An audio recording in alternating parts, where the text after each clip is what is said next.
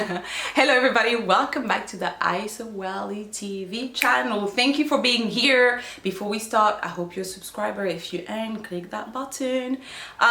Today I want to share with you 5 hacks, 5 things you can do to have a deep restorative sleep. Not like, oh, sleep, I wake up, I still feel like tired. A real good sleep that when you wake up, you're ready to take on the world.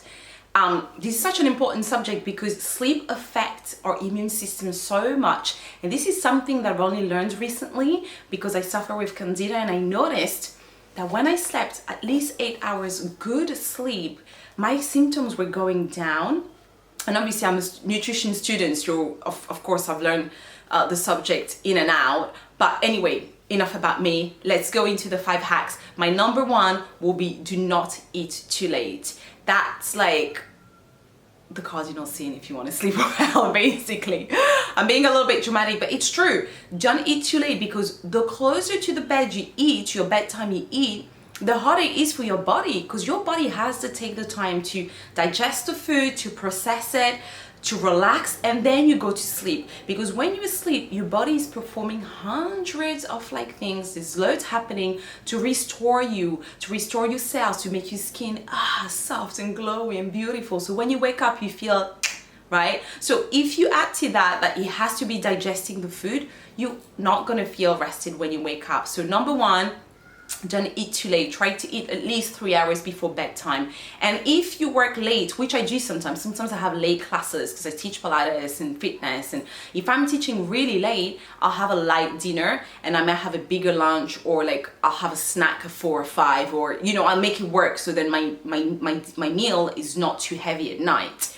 Number 2, caffeine and alcohol. I know this is a hot subject, right? I used to be obsessed with coffee. I still love alcohol and wine, and I used to think wine will actually rest me. The truth is, more studies are showing that when we sleep, when we just have alcohol before we go to bed, we're not going to have a restorative sleep. Our sleep might be disturbed. So what I say is, again, just like food, have it way before bedtime. With caffeine, I've noticed that if I have coffee after 4 p.m., my sleep is definitely not going to be as restorative. And it doesn't mean I might wake up, but it's just not going to be as restorative. What you should opt for is tart cherry juice. It's a little bit sweet. It's got its own taste, but it basically releases melatonin, which helps you sleep. So a lot of people take that and it really, really works. So check it out. I will put a link in the description box below. So that was number 2. Number 1, don't eat too late. Number 2, caffeine and alcohol way before bedtime. Number 3, limit the blue light. And again, that's a tricky one, especially if you're a student. When I study nutrition and I come back after study at night, I'm like, damn, I can't sleep. You're then dreaming about what you've just studied, etc., etc. Try, if you can, to stay away from your laptop, your phone, your iPad, any screen, any blue screen that trick your mind to think that it's still daytime when actually it isn't. Stay away from it. The other thing you can do, if you really need to be on your laptop, you got to study something, prep for a meeting, is turn on, or your phone, turn on the orange, the night shift. It's a little darker, and some people even use glasses. So again, I'll put this link in the description box for you. Number 4, make sure you unwind before bed. What does that mean? So say you've just worked, you just had dinner, or you're having quite an active night. Make sure to calm down, to shift again your energy, right, into something a little bit more calmer. So how can you do that? It can be like a stretch.